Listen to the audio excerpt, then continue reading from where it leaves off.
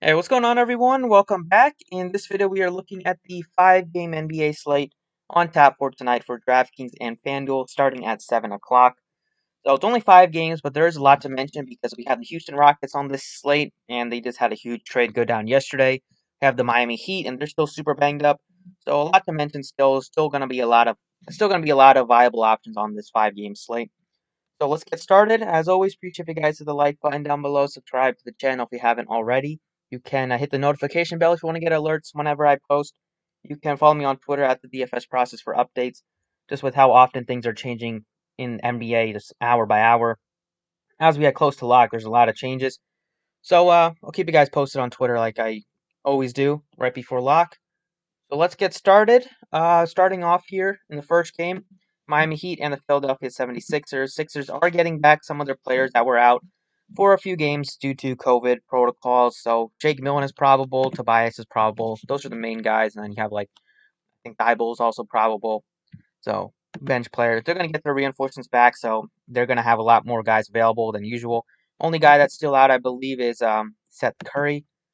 Probably has to probably has to quarantine for a little bit longer.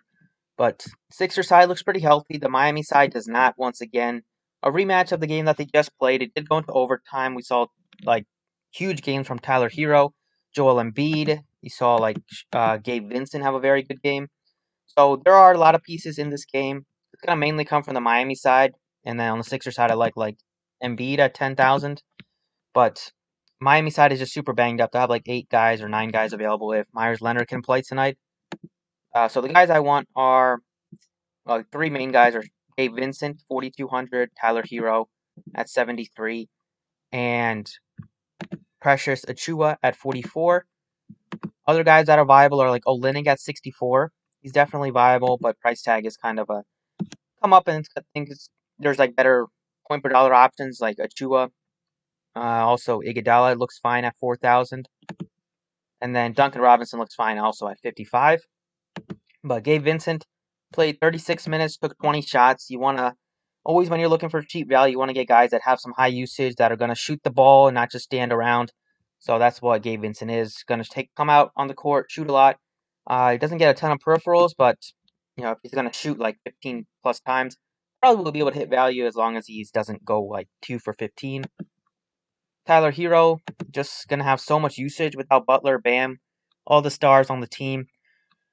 Put up 49 fantasy points, took 26 shots. That's just what you're going to get between Vincent and Hero. You're probably going to get like 40% of the shots coming from those two guys. And I feel good about like 73 for Hero in terms of still having a ceiling on that price tag. I think he has a 50-point upside at this price tag, probably like a high 30, low 40-point floor. And then Achua is just going to play a lot. Could get into foul trouble against Embiid, but probably a double-double candidate if he's going to be out there on the court for 35 plus minutes tonight. So on the Sixer side, it would be Embiid is my favorite option. But with them getting back their players, I don't think you need to go too crazy on the Sixer side. Next game, you have the Hornets and the Raptors. The Hornets, a bit banged up in terms of Gordon Hayward is day-to-day with an injury, left the game yesterday. If he doesn't play tonight in a back-to-back, then you'll see probably Bridges jump into the starting lineup. He's not been great this season in terms of fantasy points, but if he does play like 30 plus minutes, you probably will be able to hit value at 4,700. You'll probably see one of the Martin twins be a decent option.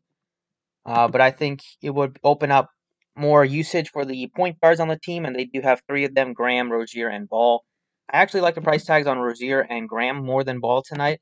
I think Rozier gives you a solid upside at 62. Graham also, even though he hasn't been shooting the ball, but if Hayward is out, just more usage for him.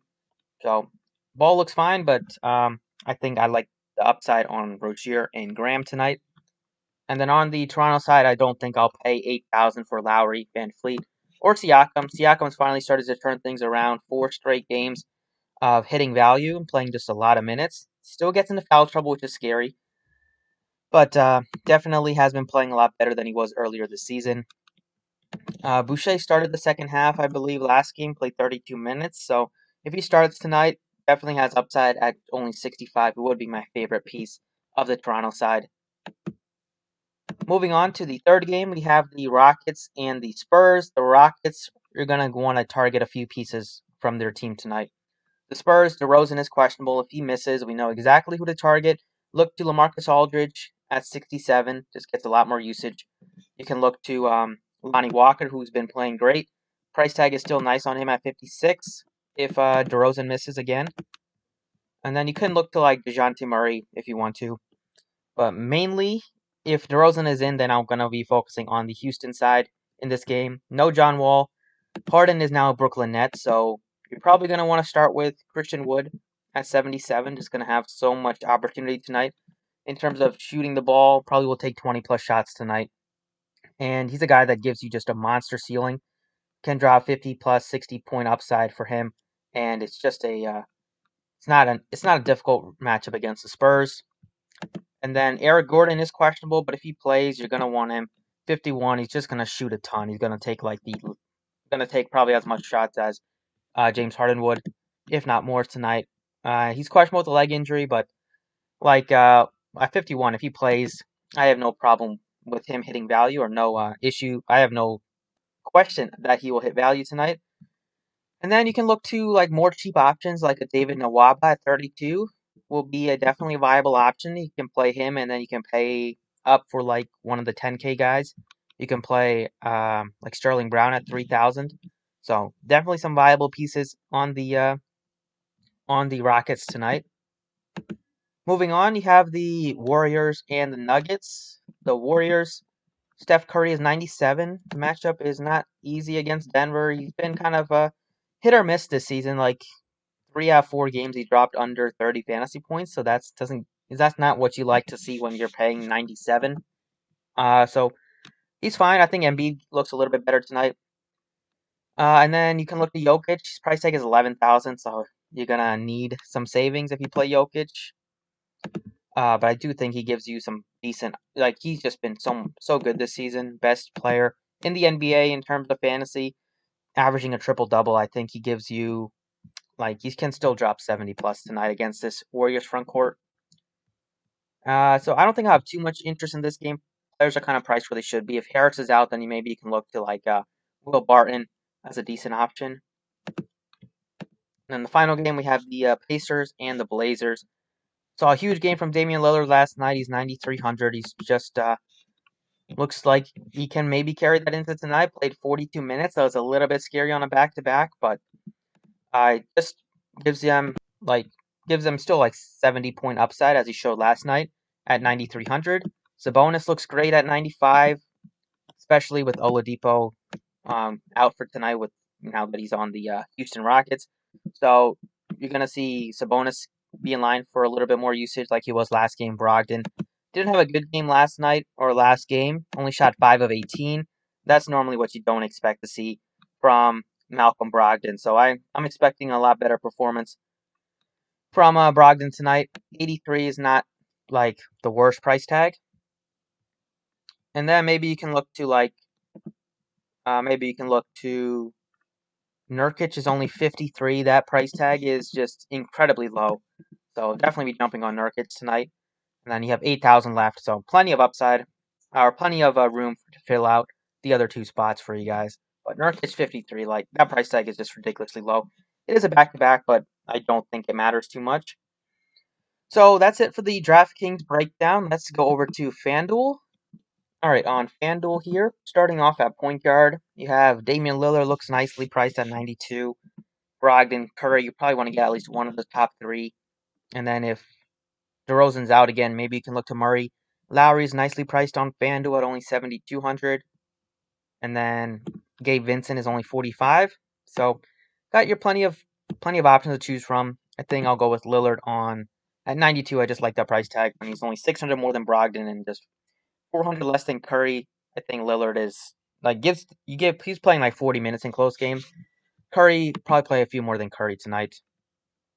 And then CJ McCollum finally did it. Priced more expensive than Damian Lillard tonight. Probably one of the first times in his career. But I don't think I'll pay 95 for for McCollum.